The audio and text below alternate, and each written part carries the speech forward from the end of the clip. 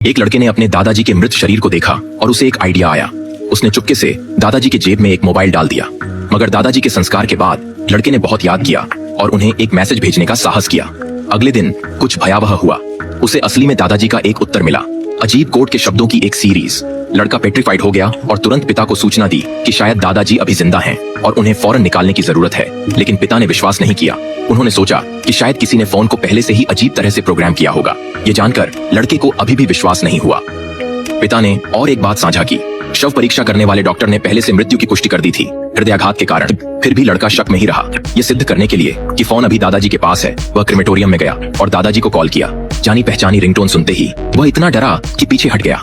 ये क्या हो रहा था? उसने सोचने की भी हिम्मत नहीं की और स्वयं को यह समझाया कि शायद किसी हैकर ने दादाजी के मोबाइल को हैक कर लिया था। उसके बाद लड़के ने उस घटना को भूलकर अपना जीवन नॉर्मल रखा, जब तक कि स्कूल की एक पार्टी में फिर से कुछ अजीब न हुआ।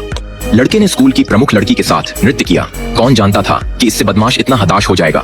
उस बदमाश ने उसे कॉलर से पकड़ा, बाहर ले गया और उसे इतना मारा कि लड़का चोटिल हो गया। इसके अलावा उसने लड़के के शरीर को अजीब तरीके से मरोड़ दिया। सौभाग्य से एक शिक्षक ने समय पर हस्तक्षेप किया और लड़के को बचाया। शिक्षक ही ने उसकी चोटों का ध्यान देकर इलाज किया और बदमाश पर मामला दर्ज करने के लिए गवाह बनने की पेशकश की, परंतु लड़के ने नम्रता से इनकार कर दिया। घर पहुंचकर उसने अपने पिता को परेशान करने से बचने के लिए अपने दिवंगत दादाजी को फोन पर अपनी व्यथा बताई। पता चला कि उसने बदमाश पर इसलिए मुकदमा नहीं किया था क्योंकि वह और भी गंभीर संकट से डरता था।